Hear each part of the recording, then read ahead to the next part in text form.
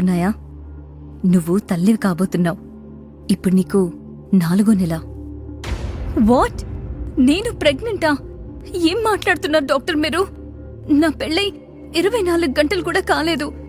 ఇప్పటి వరకు నన్ను ఒక్క అబ్బాయి కూడా టచ్ చేయలేదు. మరి నేను ప్రెగ్నెంట్ ఎలా అవుతాను? ప్లీజ్ రిపోర్ట్ సరిగ్గా చెక్ చేయండి. నేను రిపోర్ట్ సరిగ్గానే చెక్ చేశాను సమీరా. ఎలా ప్రెగ్నెంట్ అయ్యావో నీకు తెలియాలి, కానీ నన్ను అడిగితే ఎలా? పైగా నువ్వు 4th మంత్లో ఉన్నావు కాబట్టి నీ తప్పుని బయటి ప్రపంచానికి తెలియకుండా చేయడానికి అబార్షన్ చేసే వీలు కూడా లేదు. అబార్షన్ ఏంటి? అసలు నేను ప్రెగ్నెంట్ని కాదంటుంటే వినరే.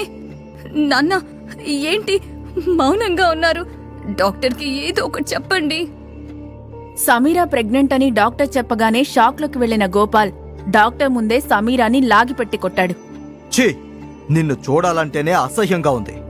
19 ఏళ్లకి ప్రెగ్నెంట్ అయ్యావంటే మాకు తెలియకుండా ఇంకెన్ని వేషాలు వేశావో ఏంటో. అయినా తప్పు నువ్వు చేసి డాక్టర్ని నిలదీస్తున్నావేంటి? చేసిన ఘనకార్యం చాలు, ఇక పద, నీ సంగతి ఇంటికి వెళ్ళాక చెప్తాను. సమీరా ఏదో చెప్తున్నా గోపాల్ వినకుండా ఆమెను బలవంతంగా హాస్పిటల్ బయటికి ఈడ్చుకు వెళ్లాడు. ఆ వెంటనే ఒక క్యాబ్ మాట్లాడి సమీరాని బ్యాక్ సీట్లో కూర్చోబెట్టి డ్రైవర్ పక్కన ప్యాసింజర్ సీట్లో కూర్చున్నాడు. నాన్న, మీరు కూడా నన్ను అర్థం చేసుకోకుండా ఎందుకో ఇలా కోపాన్ని చూపిస్తున్నారు? పెళ్లి కాకుండానే ప్రెగ్నెంట్ అయి మిమ్మల్ని బాధ పెడుతున్నా అని నాకు తెలుసు, కానీ నేను ఏ తప్పు చేయలేదు నాన్న. అమ్మ చనిపోయినప్పుడు కూడా మీరిలా బాధ. ఇంకొక మాట మాట్లాడావంటే 4 చీరేస్తాను. ఆల్రెడీ నువ్వు చేసిన పనికి తలెక్కడ పెట్టుకోవాలో అర్థం కావడం లేదు. దయచేసి నన్ను ప్రశాంతంగా వదిలే. గోపాల్ అరుపులకి సమీరా ఇంకేమీ మాట్లాడలేక బాధపడుతూ విండోలో నుంచి బయటికి చూస్తూ ఉండిపోయింది. దారిలో కనిపిస్తున్న ప్రతి ఒక్కరూ నీ బిడ్డకి తండ్రి ఎవరు అని ప్రశ్నిస్తున్నట్టు అనిపించి నిజంగా అలా అడిగితే ఏమని సమాధానం చెప్పాలో అర్థం కాక సతమతమవుతూ ఉంది. అలా ఆలోచనలో పడిపోయిన సమీరా కార్ ఇంటి దగ్గర ఆగిన విషయం కూడా పట్టించుకోలేదు. సమీరా, ఏ సమీరా, ఇంకా కారు దిక్కకుండా అలాగే కూర్చున్నావేంటి? ఇంకా ఎన్ని విధాలుగా నా పరువు తీయొచ్చా అని ఆలోచిస్తున్నావా? లేదు నాన్న, అసలు చాలు ఆపు. నీ అబద్ధాలు వినే ఓపిక నాకు లేదు. అయినా ముందు లోపలికి తగలడు. జనాలందరికీ నువ్వు చేసిన నిర్వాకం గురించి తెలియాల్సిన అవసరం లేదు. గోపాల్ అలా అరుస్తూ రిపోర్ట్స్ తీసుకొని విసురుగా ఇంట్లోకి వెళ్లిపోయాడు. ఆ 2 అంతస్తుల ఇల్లు చూడగానే చాలా పాతబడిపోయిన దానిలాగా ఉంది. సమీరా నెమ్మదిగా లోపలికి వెళ్లేటప్పటికీ గోపాల్ హాల్లో అసహనంగా అటూ ఇటూ తిరుగుతూ ఉన్నాడు. సమీరా మాట్లాడ్డానికి నోరు తెరిచేలోపే ఆమె మీద విరుచుకుపడ్డాడు గోపాల్. నువ్వు ఇలాంటి పాడు పనులన్నీ చేస్తావని ముందే తెలుసుంటే ఆ విశ్వేశ్వరరావు గారితో సంబంధం పెట్టుకునేవాళ్నే కాదు. ఇప్పుడు వాళ్ళకి ఈ విషయం ఎలా చెప్పాలి? నాన్న, కనీసం నాకు మాట్లాడే అవకాశం అయినా ఇవ్వండి. నేను నిజంగా ఏ తప్పు చేయలేదు. ఆ రిపోర్ట్స్ లోనే ఏదో తప్పు జరిగిందనుకుంటాను. ఎవరితో సంబంధం లేకుండా నేనెలా ప్రెగ్నెంట్ అవుతాను? దయచేసి నేను చెప్పేది నమ్మండి. అప్పటి వరకు పక్క రూంలో ఉండి అంతా వింటున్న పద్మ హాల్లోకి వచ్చింది. ఆమె చూడ్డానికి చాలా కోపంగా కనిపిస్తుంది. పద్మ గోపాల్కి 2వ భార్య. సమీరాకి పిన్ని. చిన్నప్పటి నుండి సమీరాని హింసించడమే పనిగా పెట్టుకుంది. హాస్పిటల్లో జరిగిన విషయం మొత్తం గోపాల్ ముందే పద్మకి ఫోన్ చేసి చెప్పేశాడు. ఛీ, నోరు మోయ్. చేయాల్సిందంతా చేసి అమాయకురాల్లా నటించకు. అయినా నీ XXL బాడీ నీ ప్రెగ్నెన్సీని కూడా కవర్ చేసి ఉంటుందిలే. నిన్ను కూడా ప్రెగ్నెంట్ చేశాడు అంటే వాడు ఎంత కరువులో ఉన్నాడో. అదే నాకు అర్థం కావడం లేదు. ఇది ఉండే సైజుకి దీని జోలికి ఎవరూ రారనుకున్నాను, కానీ దీనిని ప్రేమించడానికి కూడా ఒకడున్నాడంటే ఆశ్చర్యంగా ఉంది. సమీరా తన వయసులో ఉండే అమ్మాయిల కన్నా 3 రెట్లు బరువు ఎక్కువగా ఉంటుంది. ఆమె వెయిట్ 120 కేజెస్. కాని అందంలో మాత్రం ఎవ్వరికీ తీసిపోదు. చందమామ లాంటి గుండ్రటి మొహం, చక్రాల్లాంటి కళ్ళు, క్యూట్ స్మైల్, అన్నింటికీ మించి మంచి మనసు. చిన్నప్పుడే తల్లిని కోల్పోయిన సమీరా చుట్టుపక్కల వాళ్ల సూటిపోటి మాటలు వింటూ పెరిగింది. ఇన్నాళ్లకి మన జీవితాలు మారబోతున్నాయనుకున్నాను, కాని మేం బాగుపడటం నీకు ఇష్టం లేనట్లుంది. విశ్వేశ్వరరావు గారి ఏకైక కొడుకుతో నీకు పెళ్లి జరిగింది. Do you know how powerful he's? ఈ సిటీలో ప్రతి బిజినెస్ మ్యాన్ ని శాసించగలిగిన ఫ్యామిలీ అది.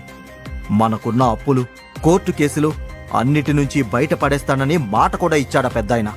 ఇప్పుడు నువ్వు చేసిన ఘనకార్యం గురించి తెలిస్తే మన మొహాలు కూడా చూడడం. నాన్న, ఇప్పటికైనా నన్ను మాట్లాడనిస్తారా? నేను చెప్పేది ఒక్కసారి వినండి. ఏంటే నీ మాటలు వినేది? ఈ పాపం చేసే ముందు మేమెవ్వరం గుర్తు రాలేదా? మా గురించి కాకపోయినా మీ చెల్లెల గురించైనా ఆలోచించాల్సింది. దాన్నిప్పుడు ఎవరు పెళ్లి చేసుకుంటారు? గోపాల్ ఇంకా పద్మ సమీర చెప్పే మాటలు పట్టించుకోలేదు. వాళ్ల కోపం భయంగా మారింది. దాంతో గోపాల్ పక్కనే ఉన్న సోఫాలో కూలబడి తర్వాత ఏం చెయ్యాలా అని ఆలోచించసాగాడు. నువ్వు చేసిన ఈ తప్పుని ఏదో రకంగా మేనేజ్ చేద్దామంటే పెళ్ళైన గంటకే నీ భర్త సంజయ్ మండపం వదిలి వెళ్లిపోయాడు. ఏం చేయాలో తోచట్లేదు. నా కర్మ కొద్దీ దాపరించావు. అసలు నువ్వు కూడా మీ అమ్మతో పాటే ఆ రోజు. గోపాల్ పూర్తి చేయకపోయినా తను ఏం చెప్పాలి అనుకుంటున్నాడో అని సమీరాకి క్లియర్గా అర్థమైంది. నాన్న, ఈ ప్రపంచం నన్ను ఎలా చూసినా పర్వాలేదు. మీరు నా మాటలు నమ్మితే చాలు. ఇంకొక క్షణం ఇక్కడే ఉన్నావంటే ఏం చేస్తానో నాకే తెలీదు. పో ఇక్కడి నుంచి.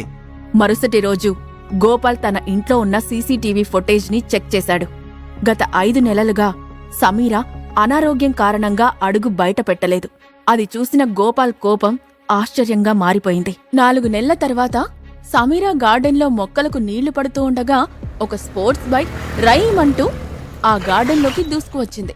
బైక్ సౌండ్ వినబడగానే తల తిప్పి పక్కకు చూసింది సమీర. అక్కడ సంజయ్ కనిపించడంతో ఆమె గుండె వేగం పెరిగిపోయింది. తనకు తెలియకుండానే 2 చేతులు కడుపు మీదకు వెళ్లి లోపల ఉన్న బిడ్డను ప్రొటెక్ట్ చేసేలా వెళ్లాయి. ఆల్కహాల్ బాటిల్ని పట్టుకొని సమీర వైపు అడుగులు వేశాడు సంజయ్. నా దగ్గరికి రాకు ప్లీజ్, అక్కడే ఆగు. బరి తెగించిందానివి. భయపడుతున్నట్టు ఏం నటిస్తున్నావే? నిన్ను పెళ్లి చేసుకోవడం నాకిష్టం లేదు. అలా అని నా భార్యగా ఉంటూ వేరొకటి బిడ్డకు తల్లవుతున్నావంటే చూస్తూ కూర్చుంటా అనుకుంటున్నావా? నా మాట నమ్ము. నాకేం తెలీదు. నేనింతవరకు ఎవరితోనూ రిలేషన్లో లేను. నిన్ను మోసం చేయడం వల్ల నాకు ఉపయోగం ఏముంది? నువ్వు అమాయకురాలువని మీ నాన్న నమ్మించగలవేమో, నన్ను కాదు. నిజం చెప్పు, నీకు ఈ కడుపు ఎలా వచ్చింది? దీన్ని బట్టి చూస్తుంటే నీ విషయంలో పెళ్లికి ముందే శోభనం జరిగిపోయినట్టుంది. ఆ మాటతో సమీరాకి చాలా కోపం వచ్చేసింది. కాని ఇప్పుడు కోపంగా మాట్లాడితే సంజయ్ తన మీద అటాక్ చేస్తాడేమోనని భయం ఆమెలో మొదలైంది.